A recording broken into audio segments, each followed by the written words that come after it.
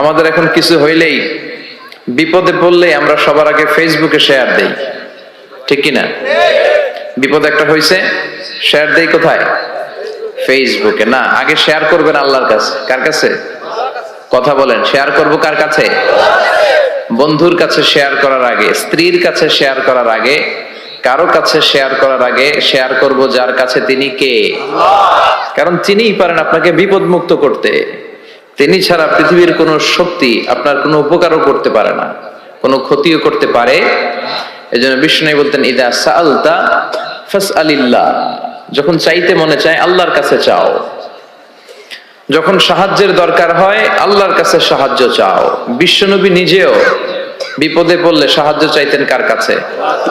আল্লাহর ওয়ালিরা বিপদে পড়লে সাহায্য চায় সব মানুষগুলো, সব জিনগুলো, সাইয়েদনা আদম থেকে শুরু করে up to the day of judgment, কিয়ামত পর্যন্ত যারা এসেছিল, যারা আছে, যারা আসবে, সবাই যদি একটা ময়দানে দাঁড়িয়ে যায় আর দাঁড়িয়ে যদি আল্লাহর কাছে চাইতে থাকে, আল্লাহ এটা দাও, গাড়ি দাও, বাড়ি দাও, নারী দাও, সম্মান দাও, একটার পর একটা যদি আল্লাহর কাছে চাইতে থাকে, আর আল্লাহ তাআলা যদি তাদের সব চাহিদা পূরণ করে দেয়, সবও যদি দিয়ে দেয়, আল্লাহ বলে আমার ভান্ডারের 1 ইঞ্চিও কমবে না।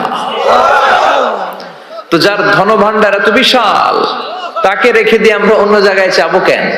কথা বুঝতে পেরেছেন? এটার নাম হচ্ছে তাওহীদ। মানে আমাদের সবকিছু এক কেন্দ্রিক হবে। আমাদের চাওয়া পাওয়া, বাসনা, যন্ত্রণা, আকাঙ্ক্ষা সবকিছু আমরা কার কাছে বলবো? এটার নাম তাওহীদ। এটার নাম কি? তাওহীদেরই মুর্শিদ আমার মুহাম্মাদের নাম বলো, মুহাম্মাদের নাম। আল্লাহর নাম জপলে বুঝতে পারি, আল্লাহরই কালাম বলো, মুহাম্মাদের নাম।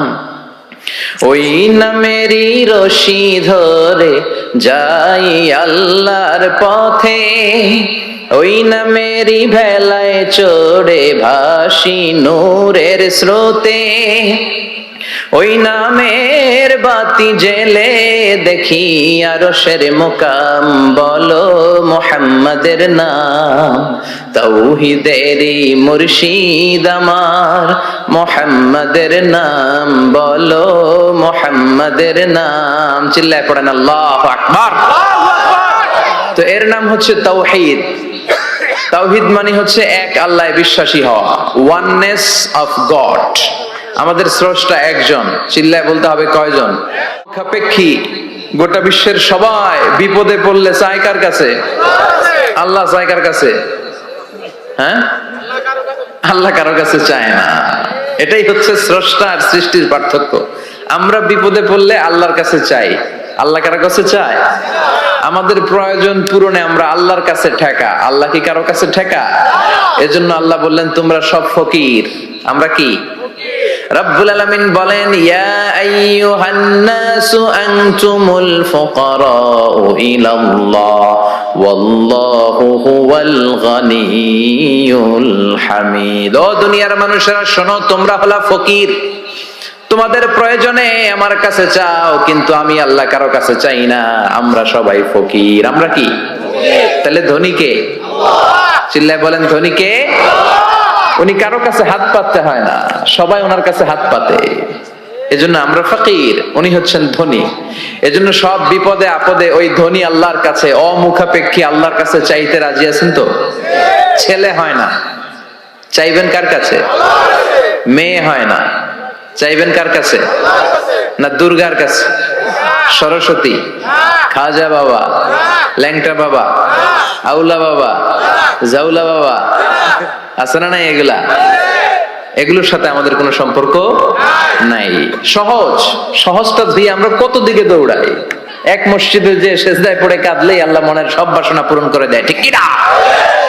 আবার বিশ্বনবী বলতেন, বিপদে পড়লে যদিও বিপদটা ছোট হয় আল্লাহর কাছে চাও। বিশ্বনবী বলতেন, তোমার পায়ের জুতার ফিতাও যদি ছিঁড়ে যায়, মুচির দোকানে যাওয়ার আগে চাইবা কার কাছে?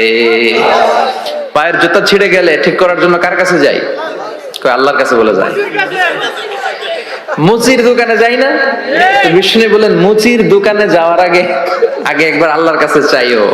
সুবহানাল্লাহ পড়ে বিশ্বনবী নামাজ শেষ করলেন। নামাজ শেষ করে বিশ্বনবী সাহাবাদের দিকে মুখ ফিরিয়ে বসতেন আর বলতেন আল্লাহু আকবার। কি বলতেন?